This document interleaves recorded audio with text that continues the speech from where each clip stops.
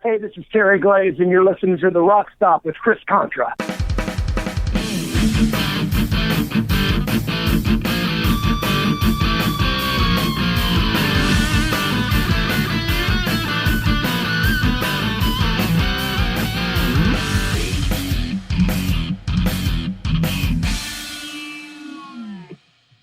All right, welcome into the RockStop. Chris Contra here. My guest is the original singer of Pantera. He's also fronted the band Lord Tracy. This is Terry Glaze. How's it going, Terry? Really good. How you doing? I'm doing good. I appreciate you being here. So good to be here. Yeah, so, a lot of people consider Pantera the metal band of the 90s. But long before that, you guys were tearing it up throughout Texas. You met Vinnie Paul in high school, right? We went to the same high school, Bowie High School in Arlington, Texas. And was he in a band? Were you in a band at the time? I was in a band with Tommy Bradford and Donnie Hart, and we were playing with a drummer named Doug Meacham, I believe, and we wanted to play with Vince. So Tommy and I asked Vince if he could jam, and we got together at my mom's garage and played, I think, part of some of Rush 2112 Live or something like that, instrumental music. Yeah. And Vince was the best drummer in my school. So it was really cool to get to jam with him. Yeah. And now, of course, his brother, Darrell Abbott, how did you first meet him? So at that time, Darrell was in middle school, and he was not fully formed in the god that he would turn into. Yeah. We were not interested at all in having him in the band with us. But Vinnie was steadfast. So we decided to form a band, and the way I remember it is we would take his brother if Vince would take our singer, Donnie Hart. And so we became a five-piece.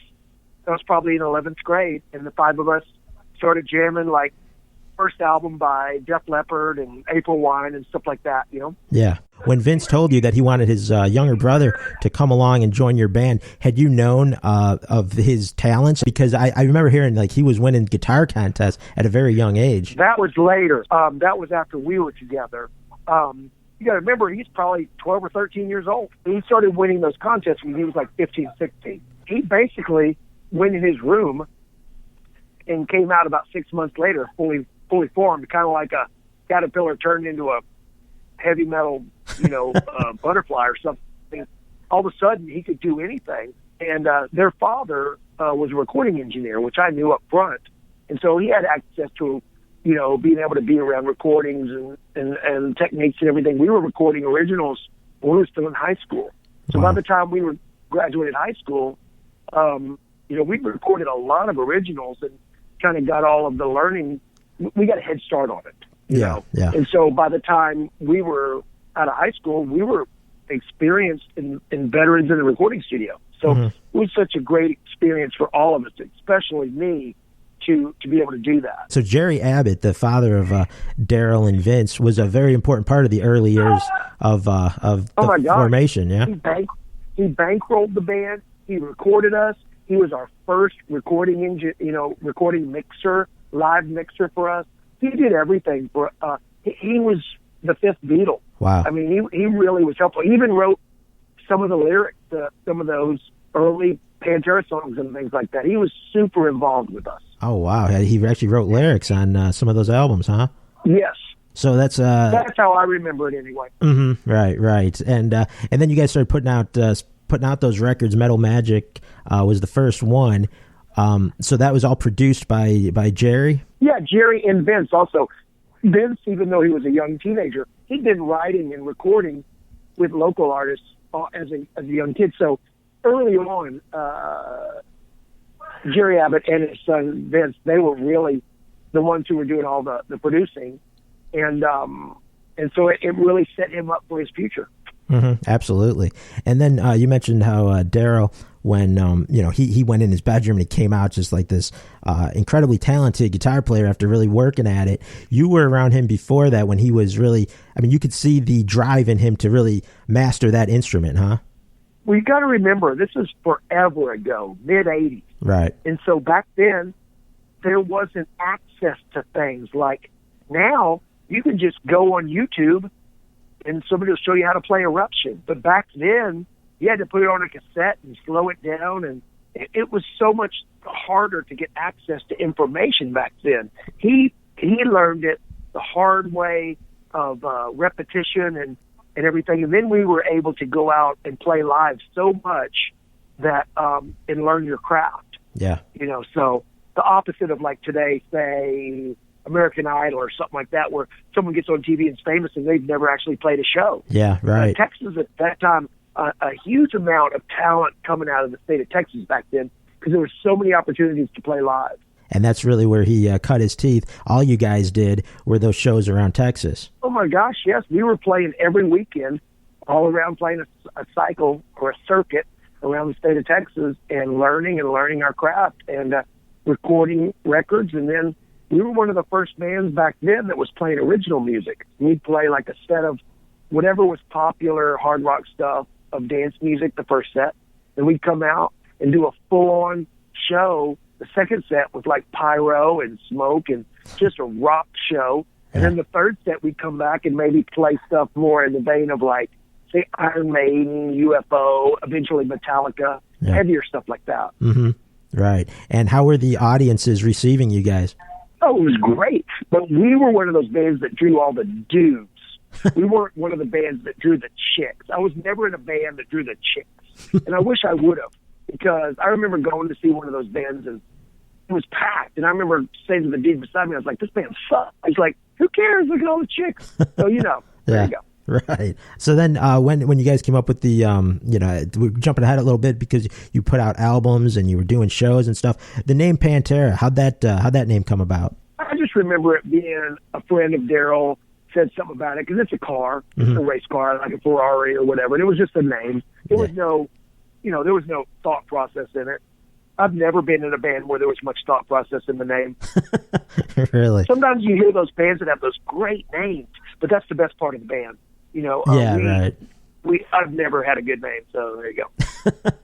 Well, I think Pantera is pretty damn cool. In hindsight. But I mean, when you're doing it, right? You didn't go, yeah, that's a freaking home run. So, of those three, you did 3 records with those guys. Now, which one do you think really represented your guys' best performance? Well, we were learning and evolving. You do the first record and you're learning. You're a kid. And you try and copy the bands that influence you. My favorite of the 3 is Project, the second one. Mm-hmm. I just love where that's at. By the time we get to the 3rd record, I Am the Night, much more Metallica influence. Yeah. And I love them all. But my favorite just is the second one. The second one, yeah.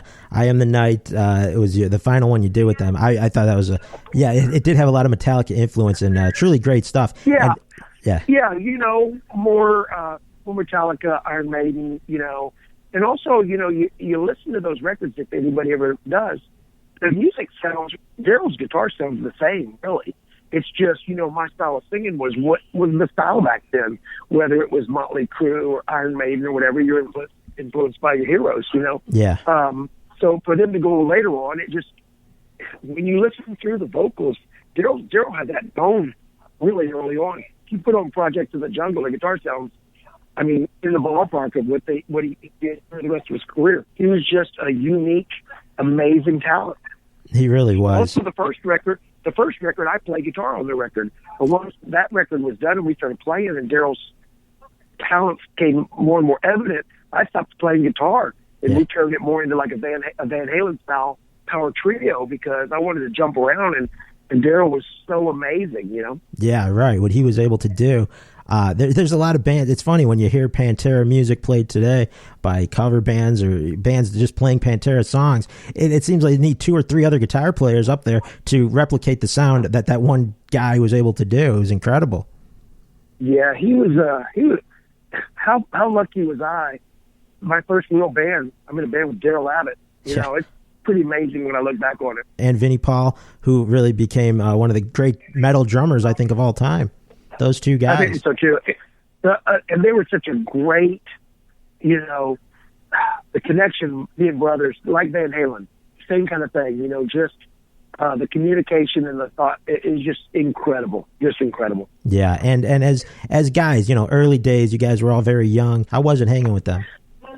The other 3 of them were like professional wrestlers that never came out of character. It was 24/7 of rock star, wrestler, big. It was a show all the time. They never really turned it off. Yeah, and I don't mean it to say that they were putting on this. They were just like that. Right. They were being genuine. And I think that's part of why they were successful, is they weren't pretending. That's what they always dreamed about being, and they lived it. Absolutely. And, so fortunate to be just a tiny blip in the history of that. Yeah, I mean, it was, like I was saying, at the top of the show here, there was like, people look at Pantera in two ways, pre-Phil Anselmo and post-Phil Anselmo, but I think it's all very important in the history of Pantera, because it really shows. You can just see the growth. Yeah. Coming. After my third record with them, they did that record called Metal, and that's a pretty good bridge between me and Cowboys, because the singing is more style than maybe, say, Rob Halford or something like that. Yeah. And hell, there's even a song on Power Metal they redid another song from one of the records I was on. So you can kind of see the bridge. Yeah, that was a good way for them to move into where I guess they were going. Now, as far as like style of the band, you guys, of course, at that time was more of a. I mean, are you offended at all by the glam metal label? No, but we were just doing what was big and popular, whether that's Motley Crue or Def Leppard or Iron Maiden. It's the same thing. Right. Yeah, you're just getting your influences and things like that. Where did you guys get some of those outfits? Well, wherever you could find girls' clothing, of course. Right. The same place where Motley Crue and Iron Maiden got their clothes, Right. I didn't know there were many places around Texas, but I guess it's no. But I hear you. Yeah. So, I was just going to ask you about your vocal style and your influences of developing your sound with Pantera. Well, I grew up listening to my mom's Elvis records and Beatles and Beach Boys, and I always liked melody. And then, when we first started playing, you're listening to your current influences, whether that's April Wine or the first Def Leppard or whatever. Hell, Loverboy. I love Loverboy. Mm-hmm. And so, you sing and you emulate, and you're learning the process in the studio of how to record, how to get stuff done. And then as our records went through, you discover Motley Crue, you discover Iron Maiden, you discover Judas Priest, UFO, and you take bits. And the bits that work for you, you keep, and the ones that don't work for you, you move on. Right. And so, it's all a process. It's same with whether you're drumming style or bass or guitar or whatever, Yeah. So you just try and learn and evolve. Mm-hmm. So that's kind of where it came from. And you just try to go, and also you're getting more experience, and you're learning what works for you live in a show, and you're trying to relate to the crowd, and yeah, and so that's kind of where it came from. Yeah, speaking of relating to the crowd, so some of those shows early on, you mentioned you did it in kind of 3 segments there. Were those shows pretty lengthy? We used to play. You got all night. You might play 75 songs. So if you screw up one, you still got 60 more to go. The opposite of, say, playing in Los Angeles, say, the Coconut Teaser or something like that, you might get a 15-minute set. And so it's all about presentation. It's not about substance. Yeah. If you're lucky enough to grow up and learn your craft in Texas, it's all about substance. And you learn how to play your instrument and how to get better at your craft. Yeah. And that's why we were so lucky, I think, how so many great guitar players have come out of Texas, I think. Now, I wanted to ask you a couple of things about a few of the songs on albums. Dime Goes to the Movies. Can you give me any background on that song at all? The instrumental track that Dime put together there? Well, just trying to do his own signature, solo piece. I'm not going to compare it to Eruption, but that's kind of the thinking, just trying to come up with something that you can put as your own and put your own stamp on it. So that's what that is. Yeah, I think it's a nice representation of what Darrell could do at the time. The names you guys came up with, I mean, I know Darrell became Diamond Darrell. Well, I mean, if you're old enough, it's just Van Halen. Right. And mine, instead of putting Glaze, I went as Terrence Lee, and it worked really well for me when I'd play out, because if someone walked up to me and said, "Hey, Terrence," or "Hey, Terry Lee," I knew they probably didn't know me. Yeah. So it wasn't. I just used my first and middle name, Vinnie Paul. That's Vince's middle name. Right. We just did that for that. Now Rex went by Rex Rocker because his last name is Brown, and I guess he was trying to make it just a little bit more, a little flashier.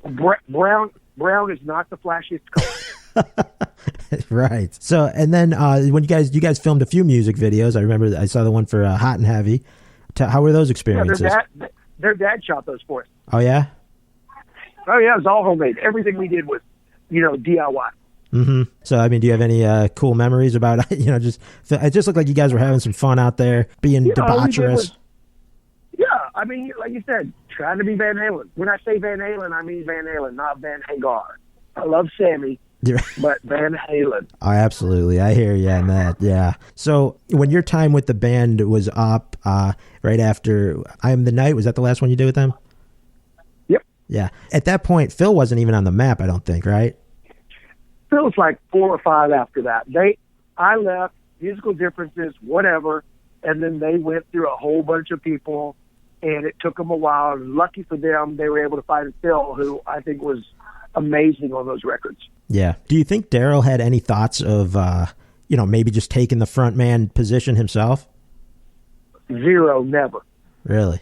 He liked to get up and sing a Metallica song, but that's nothing compared to being a frontman. So he was, the lead guitar was his thing, and he was going to stay with that. 100%. I mean, nobody could play like him.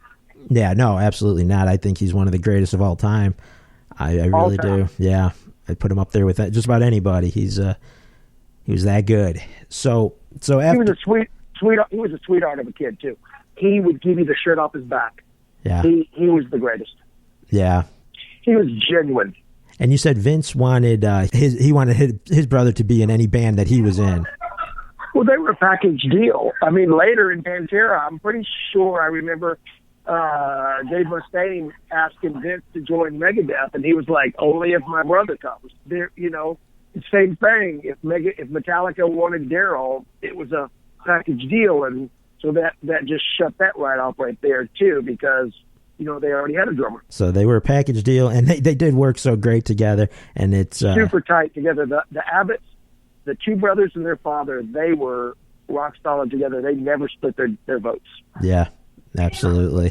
So after you left the band, you formed your other band, Lord Tracy, and you had some a lot of experience at that point. Time put behind you. You did cut some records with Pantera. You played your ass off in Texas shows. So how was that transition going to Lord Tracy? Well, I got out of Pantera and had some notoriety build up, and the phone starts ringing of bands all over the state and the states around of, "Hey, we want to talk to you, But my plan had been to start a new band, and I had seen this bass player named Kenley Wolf. He went by the nickname Barney. He was playing with a band called Lightning, amazing rock and roll band there in Dallas. Mm-hmm. So my plan was to find this guy. I didn't know how, but I was going to find him. He's in Dallas. And before I could call him, he was in a band with 3 guys, 3 transplants from Memphis, who I had seen back at Matley's, a club in Dallas. Anyway, they called me and they said, "Hey, you want to come jam?" And that's why I said, yeah. My intention was to go to this rehearsal and steal this bass player. Well, I came out of Pantera, so everybody thinks that I'm into super heavy metal music. And my favorite band is Cheap Trick. So they don't know this.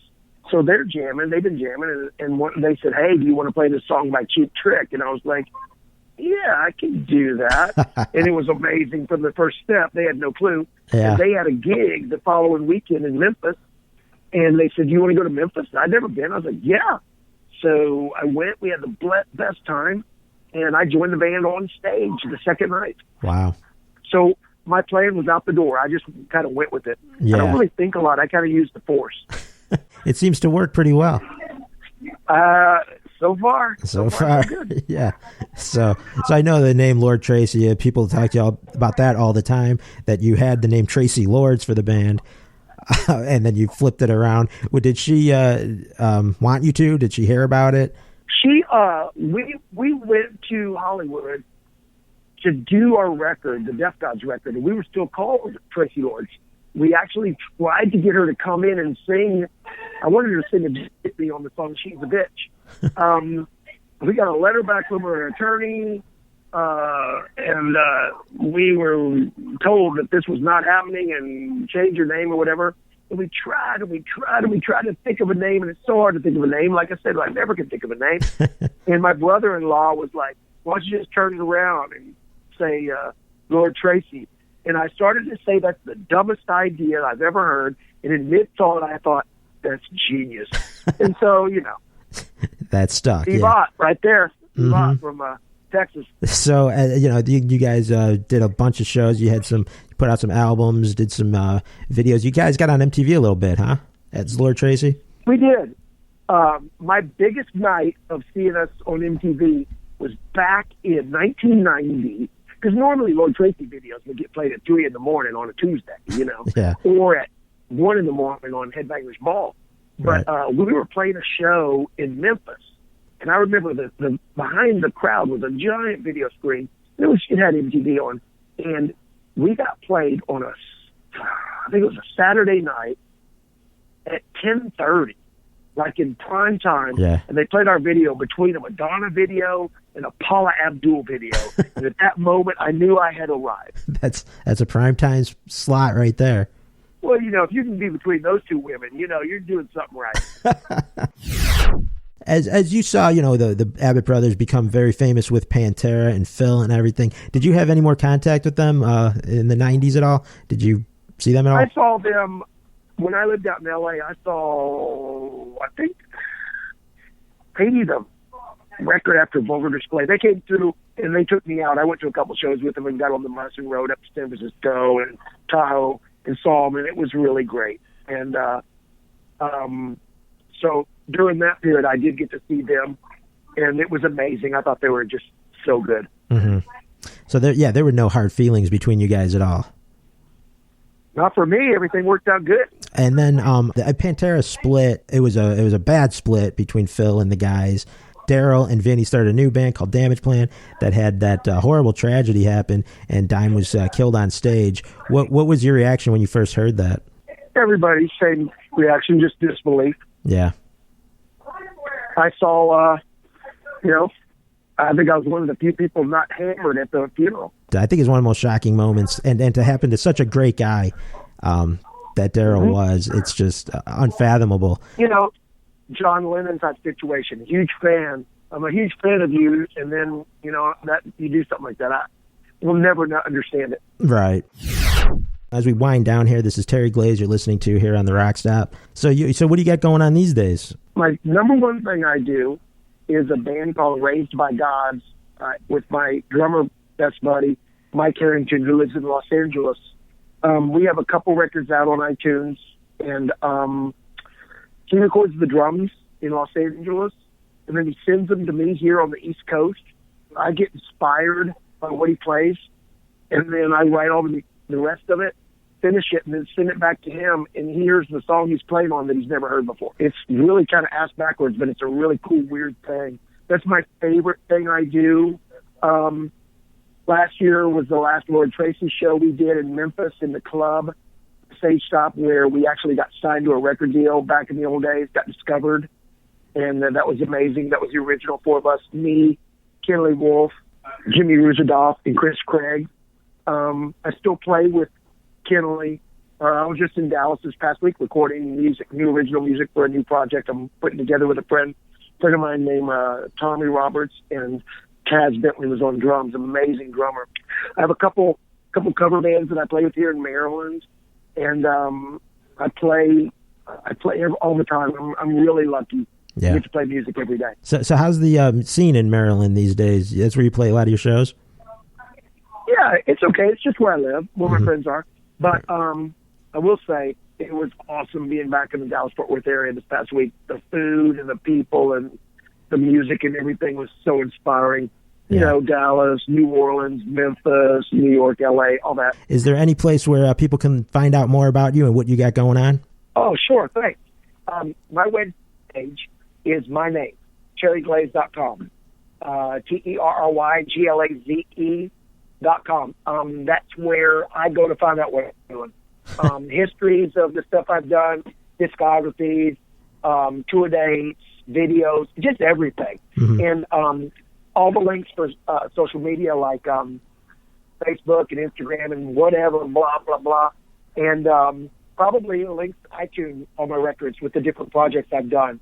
Terry Glaze solo records and Raised by Gods and Lord Tracy. And I'd love to, just talk to anybody. Everybody's got an old Pantera story, and it's just cool to hear from the fans, and old and new. And, just know how fortunate and lucky I am to be able to do this every day. So I really appreciate it. You said. Absolutely, man.